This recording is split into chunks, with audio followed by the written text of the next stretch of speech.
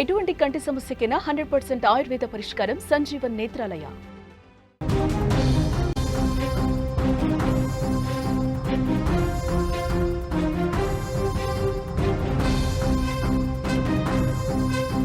Samarlakota triple murder కేసులో big twist వెలుగులోకి వచ్చింది.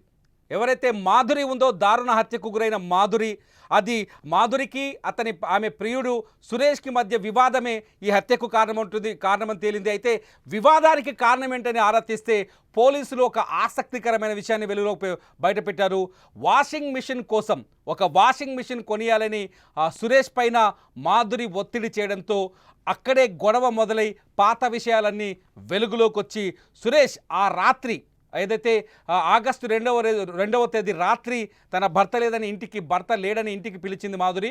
ఆ రాత్రే సురేష్ మాధురిని అత్యంత దారుణంగా హత్య చేశాడు. హత్య చేసిన తర్వాత డెడ్ బాడీస్ అంటే ఆ హత్య జరుగుతున్న సమయంలో మాధురి ఇద్దరు పిల్లలు నిద్ర లేవడంతో ఆ పిల్లలు తనని గుర్తుపడతారనే భయంతో ఆ నిస్సీ ప్రైసీ అయిన ఇద్దరు పిల్లల్ని కూడా తన దగ్గరున్న ఇనుపరాడుతో అత్యంత దారుణంగా తలపై మోది ప్రాణం తీశాడు. గడిచిన కొన్నాళ్ళుగా మాధురికి సురేష్కి మధ్య వివాహేతర సంబంధం కొనసాగుతుందని పోలీసులు ధృవీకరించారు. ఈ వివాహేతర సంబంధ నేపథ్యంలో మాధురి దాదాపు సురేష్ దగ్గర 7 లక్షలకు పైగా డబ్బులు తీసుకుందని, ఆ డబ్బులు తీసుకుంటూనే కొంతకాలం సురేష్ని మాధురి దూరం పెట్టిందని, ఇదంతా పోలీసులు విచారణలో సురేష్ని విచారించి తేల్చారు. సురేష్కి మాధురికి మధ్య కొంత గ్యాప్ వచ్చింది కొంతకాలంగా. ఇటు సురేష్ మాధురి వ్యవహారం మాధురి భర్త ధనుప్రసాద్ కూడా తెలిసింది. ధనుప్రసాద్కి సురేష్కి గొడవ కూడా జరిగింది. వీటన్నింటి నేపథ్యంలో మళ్ళీ తిరిగి ప్యాచప్ అయింది మాధురి సురేష్. మళ్ళీ తిరిగి ప్యాచప్ అయ్యారు, ఇద్దరు మళ్ళీ కలిసారు. ఈ నేపథ్యంలోనే ఆగస్టు 2వ తేదీ రాత్రి తన భర్త నైట్ డ్యూటీకి వెళ్తున్నాడు. ఆ సమయంలో ఇంటికి రమ్మని మాధురి అతన్ని పిలిపించిన తర్వాత అతని ముందు మళ్ళీ గతంలో మాదిరిగానే కొన్ని వస్తువులు లేకపోతే డబ్బులు కొనియమని మళ్ళీ ఒత్తిడి చేసింది. తాజాగా ఒక వాషింగ్ మిషన్ కొనియాలని సురేష్పై ఒత్తిడి తేవడం, తర్వాత ఇద్దరి మధ్య గొడవ చెలరేగంతో ఆగ్రహంతో ఊగిపోయిన సురేష్ ఇంట్లో ఉన్న ఒక ఇనుప రాడుతో మాధురి తలపైన బలంగా కొట్టాడు. మాధురి తల బద్దలై అక్కడికక్కడే రక్తపు మరుగులో కూరుకుపోయింది. ఆ తర్వాత ఆ పిల్లలిద్దరూ అక్కడే ఉన్న మాధురి ఇద్దరు కూతుళ్ళు నిద్రలేచి భయపడిపోయారు. అయితే సురేష్ హత్య చేస్తున్న సందర్భాన్ని వాళ్ళు చూడడం, హంతకుడు సురేష్ అని తేలిపోతుందని భయపడ్డ సురేష్ ఆ ఇద్దరి పిల్లల్ని కూడా అత్యంత పాశవికంగా రాక్షసంగా వాళ్ళ తలపైన కూడా దాడి చేసి హత్య చేశాడు. ఒక హత్య చేసిన తర్వాత ఇంకో 2 హత్యలు చేయడం సురేష్కి చాలా ఈజీ అయింది. అంతేకాదు ఈ హత్యలు ఎవరో దొంగలు చేశారని నమ్మించడం కోసం సురేష్ ఒక పిచ్చి ప్లాన్ వేశాడు. ఒక పెద్ద ప్లాన్ అనుకుని ఒక పిచ్చి ప్లాన్ వేశాడు. ఆ మాధురికి సంబంధించిన కొన్ని బంగారు వస్తువులు అట్లాగే మొబైల్ ఫోన్లు తీసుకొని పారిపోయాడు. మీరు స్క్రీన్ పైన చూస్తారు. పోలీసులు సురేష్ని అదుపులోకి తీసుకొని ఆమెకు సంబంధించిన 4 ఉంగరాలు, ఒక 2 నెక్లెస్ లాగా పట్టగొలుసులు అంటారు, పట్టీలు, కాళ్ళ పట్టీలు, అవి చైన్లు, ఇవన్నీ ఎత్తుకెళ్ళాడు. ఎందుకంటే ఇవి ఎత్తుకోవడం వల్ల దొంగలు దాడి చేశారని అందరూ భావిస్తారు. కేసు డైవర్ట్ అవుతుంది, తనను ఎవరు గుర్తించరు, దొంగలే రాత్రి వేళ దాడి చేసి ఈ ముగ్గురిని చంపేశారని భావిస్తారని ఆలోచించారు. కానీ కేవలం వివాహేతర సంబంధంలో ఏర్పడిన గొడవ వల్లే ఈ హత్య జరిగినట్టుగా స్పష్టంగా అర్థమవుతుంది. ఈ హత్యకు సంబంధించిన పోలీస్ ప్రెస్ మీట్ పూర్తయింది. పోలీసులు చెప్పిన వివరాలపైన మా ప్రతినిధి అనుశ్రీని అడిగి మరిన్ని విషయాలు తెలుసుకుందాం. అనుశ్రీ, ఏమైంది అసలు సామర్లకోట హత్యకు ప్రధాన కారణం ఏంటి? రైట్ తిరుమల్, గత 2 సంవత్సరాలుగా మాధురికి సురేష్ తో వివాహేతర సంబంధం కొనసాగుతూనే ఉంది. గత సంవత్సరం క్రితమే భర్తకి ఈ వివాహేతర సంబంధం గురించి తెలియడంతో సురేష్ కి అలాగే ప్రసాద్ ఇద్దరికి కూడా గొడవ జరిగిన నేపథ్యంలో కొన్ని రోజులు మాధురి సురేష్ ని దూరం పెట్టింది. ఆ తర్వాత మళ్ళీ వీళ్ళిద్దరి మధ్య రిలేషన్ కొనసాగుతూనే ఉంది. ఈ నేపథ్యంలోనే శనివారం మధ్యాహ్నం కూడా పెద్దాపురంలో షాపింగ్ చేసేందుకు సురేష్ ని తీసుకుని మాధురి వెళ్ళింది. ఆ సమయంలో వారిద్దరి మధ్య ఘర్షణ చోటు చేసుకుంది. అంటే అప్పటికే దాదాపు 7 లక్షల రూపాయలు ఈ మాధురి మీద సురేష్ ఖర్చు పెట్టి ఉన్నాడు. ఈ షాపింగ్ చేస్తున్న నేపథ్యంలో తనకు ఒక వాషింగ్ మిషన్ కొనివ్వాలంటూ కూడా తిని అడగడం, దానికి సురేష్ నిరాకరించడంతో ఇద్దరి మధ్య కాస్త వాగ్వాదం చోటు చేసుకుంది. ఆ తర్వాత పెద్దాపురం నుంచి డైరెక్ట్ గా మాధురి తన ఇంటికి చేరుకుంది. ఓకే. ఈ నేపథ్యంలోనే సురేష్ కక్ష పెంచుకున్నాడు. అంటే గత 2 సంవత్సరాలుగా రిలేషన్ కొనసాగుతోంది. ఇప్పటికే 7 లక్షల రూపాయల పైన తన మీద ఖర్చు పెట్టాను. ఒక చిన్న వస్తువు కొనివ్వకపోతే గొడవ పెట్టుకుందన్న కారణంతో కక్ష పెంచుకొని ఆ ఓకే. రోజు అర్ధరాత్రి దాదాపు 1 గంట ప్రాంతంలో ఈ మాధురి ఇంటికి సురేష్ వెనక వైపు డోర్ నుంచి వెళ్ళడం జరిగింది. ఆ సమయంలో మాధురి కూడా నిద్రపోతూ ఉంది. దాదాపు 1 గంటన్నర ప్రాంతంలో ఇనుప రాడ్డుతో ఓకే. గట్టిగా తల మీద అదవడం జరిగింది. దీంతో తాను వేసిన కేకలకి ఇద్దరు పిల్లలు కూడా లేచి చూసేసరికి తల్లి రక్తపు మడుగులో పడుంది. పిల్లలు కూడా అరుపులు స్టార్ట్ చేయడంతో ఎక్కడ దొరికిపోతానా అన్న భయంతో, అంటే పిల్లలకి ఆల్రెడీ సురేష్ గత కొద్ది కాలంగా తెలుసు. ఒకవేళ పిల్లల్ని వదిలేస్తే గనక తిని దొరికిపోతాననేమో అని ఆలోచించి ఓకే. వాళ్ళిద్దరిని కూడా అత్యంత కిరాతకంగా అదే ఇనుప రాడ్తో తల మీద మోది హత్య చేయడం జరిగింది. ఓకే. అక్కడి నుంచి కూడా అంటే దొంగతనం అంటే చేసినట్లు సురేష్కి మాధురికి సురేష్కి మధ్య ఉన్న సంబంధం గురించి ధనుప్రసాద్ తెలిసినప్పటికీ ఆ ధనుప్రసాద్ ఈ మాధురిని హెచ్చరించలేదా? మధ్యలో ఎటువంటి సంఘటన జరగలేదా?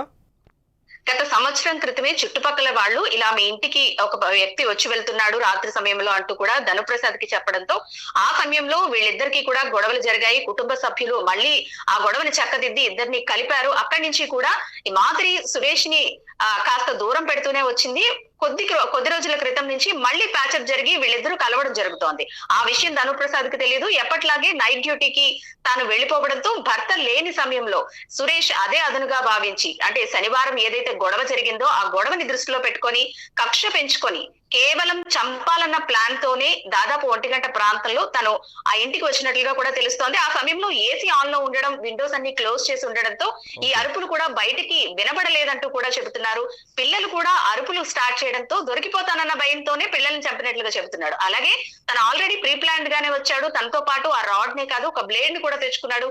థైస్ ప్రాంతంలో అంటే మాధురి కాళ్ల పైన అక్కడ ప్రైవేట్ పార్ట్స్ పైన బ్లేడ్ తో కట్ చేశాడని కూడా చెబుతూ ఉన్నారు. అంటే ముందుగానే ప్లాన్ చేసుకుని మర్డర్ చేయాలన్న ఉద్దేశంతోనే మాధురి ఇంటికి చేరుకున్నట్లుగా తెలుస్తోంది. Right Anusri, thank you very much. ఇది అంటే ఒక వివాహేతర సంబంధం ఒక శాడిజం కింద మారిపోతే అది ఎంత పెద్ద ప్రమాదం అవుతుందో మనం ఈ స్టోరీలో చూడొచ్చు. ఎందుకంటే మాధురి అనే మహిళ దురాశనే చెప్పాలి. ఆమె అన్ఫార్చునేట్లీ తను ఇప్పుడు లేరు, చనిపోయారు, హత్యకు గురయ్యారు. తన దురాశే ఆమె ప్రాణాలు తీసిందని చెప్పాలి. ఎందుకంటే సురేష్ అనే వ్యక్తితో ఉన్న సంబంధాన్ని అడ్డం పెట్టుకుని ఆమె 7 లక్షల రూపాయలు డబ్బుల్ని తీసుకున్నట్టుగా పోలీసులు కూడా చెప్తున్నారు. అంతేకాదు తాజాగా వాషింగ్ మిషన్ కావాలని అతనిపై ఒత్తిడి చేయడంతో సురేష్ ఒక సైకోగా మారిపోయాడు. నన్నే వేధిస్తావా, నా దగ్గర ఇన్ని డబ్బులు తీసుకుంటావా, తీసుకున్నాక కూడా నన్ను బెదిరిస్తావా అంటూ సురేష్ ఒక సైకో కింద మారిపోయి మాధురిని హత్య చేశాడు. ఇదే క్రమంలో అన్యం పుణ్యం వెరగని ఆ పిల్లలిద్దరూ అక్కడే ఉన్నారు, తల్లిని చంపుతుంటే చూశారు కాబట్టి అన్యం పుణ్యం వెరగని ఆ ఇద్దరు చిన్నారులు కూడా అత్యంత దారుణంగా చంపేశాడు సురేష్ని అతని మొబైల్ ఫోన్ ఆధారంగా పట్టుకున్నారు. దాదాపు 1044 ఫోన్ కాల్స్, అంటే హత్యకు ముందు రోజు ఆగస్టు 1వ తేదీన 1044 సార్లు మాధురికి సురేష్కి మధ్య ఫోన్ సంభాషణ జరిగినట్టు పోలీసులు గుర్తించారు. ఈ ఫోన్ కాల్సే సురేష్ని పట్టించాయి. హత్య జరిగిన మర్నాడు అతని పాలకొల్లులో నుంచి పారిపోయే ప్రయత్నంలో ఉన్న సురేష్ని పోలీసులు పట్టుకొచ్చారు. ఒకసారి అతన్ని పోలీసులు చూపించారు. హత్య ఎందుకు చేశాడు మొత్తం వివరాలని కొద్దిసేపటి క్రితమే కాకినాడ జిల్లా ఎస్పీ బిందు మాధవ్ పూర్తిగా వివరించారు. ఒకసారి జిల్లా ఎస్పీ ఏం చెప్పారో చూద్దాం. ములపర్తి మాధురి గారు, ఆవిడ ఇద్దరు పిల్లలు ఇంట్లో చనిపోయి పడిపోయినట్టుగా ఆమె హస్బెండ్ వచ్చి పక్కన నైబర్స్కి చెప్తే నైబర్స్ పోలీస్ కంప్లైంట్ చేయడం జరిగింది. వెంటనే పోలీస్ సీన్ విజిట్ చేసి అక్కడ చూడగా సీన్ విజిట్ చేసిన తర్వాత ఫోరెన్సిక్ ఎవిడెన్స్ అంతా గ్యాదర్ చేయడం జరిగింది. అక్కడ ఏదైతే బ్లడ్ శాంపిల్స్ ఉన్నాయి, వాళ్ళు ఏ స్టేట్లో ఉన్నారు అనేది చూసి ప్రైమరీగా అక్కడ స్ట్రగుల్ ఏం కనిపించలేదు. సో ఎవరో తెలిసిన వాళ్ళే చేసి ఉంటారు అని సస్పెక్ట్ చేసాం మేము. చేసిన తర్వాత టెక్నికల్ ఎవిడెన్స్ అంతా గ్యాదర్ చేసి తవ్వడం పట్లనే ఎవరెవరు కాంటాక్ట్లో ఉన్నారు చనిపోయిన విక్టిమ్తో ఇదంతా ఎంక్వైరీ చేసిన తర్వాత దానిలో అక్యూజ్డ్ కింద సురేష్ అనే ఆయన్ని అరెస్ట్ చేయడం జరిగింది. ఈ సురేష్ అనే అతను మాధురి గారితో ఒక 2 సంవత్సరాల నుంచి వివాహేతర సంబంధం కలిగి ఉండి వాళ్ళిద్దరూ తరచూ కలుస్తూ ఉన్నారు. ఒక 2 సంవత్సరాల్లో ఒక 7 లక్షల రూపాయలు ఆమె నిమిత్తం, ఆమె కుటుంబ సభ్యుల నిమిత్తం ఖర్చు చేసినట్టుగా చెప్తున్నాడు అతను. అట్లనే ఈ మధ్యన అతని భార్యకు కూడా అనుమానం వచ్చి ఇంట్లో కూడా వివాహేతర సంబంధం ఏదో ఉందని ఆమె కొంచెం గొడవ పట్టడం జరుగుతుంది. అదే బ్యాక్గ్రౌండ్లో మాధురి గారితో కూడా కొంత గొడవ పడుతూ ఉన్నాడు. సో థర్డ్ ఇన్సిడెంట్కి ముందు రోజు రాత్రి మాధురి గారి భర్త లేని సమయంలో ఆవిడ కాల్ చేసి పిలవగా ఆవిడ ఇంటికి వెళ్ళి వెనక డోర్ నుంచి ప్రవేశించి ఆవిడతో పాటు కాసేపు టైం గడిపిన తర్వాత ఇంకొంచెం బంగారము వాషింగ్ మెషిన్ కొనమని ఆవిడ అడిగేసరికి అతను కోపంతో ఒక దుడ్డు కర్ర తీసుకొని ఆవిడని ఒక దెబ్బ కొట్టడం జరిగింది. కొట్టిన తర్వాత ఆవిడ కింద పడిపోయిన శబ్దానికి పిల్లలు లేచేసరికి వాళ్ళు ఎక్కడ ఐ విట్నెస్లు అవుతారు అని వాళ్ళిద్దరిని కూడా కొట్టేసి అక్కడి నుంచి వెళ్ళిపోయాడు. ఇది మొత్తానికి కర్రతో కొట్టారని పోలీసులు చెప్తున్నారు. ఇనుపరాడుతో కాదు, కర్రతో ఈ మాధురిని ఆమె ఇద్దరి పిల్లల్ని చంపేశారని పోలీసులు చెప్పారు. మొత్తానికి ఇద్దరి మధ్య వివాహేతర సంబంధమే ఈ హత్యకు కారణమని తేలింది. వివాహేతర సంబంధాలు చివరికి ఎటువంటి నేరాలకు దారితీస్తాయో మాధురి కథ చూస్తే మనకే అర్థమవుతుంది. వివాహేతర సంబంధాలు ఎప్పుడు ప్రమాదకరం, అంతేకాదు వివాహేతర సంబంధాలు వల్ల ఏర్పడే పరిణామాలు ఊహించని దారుణాలకు కారణమవుతాయి.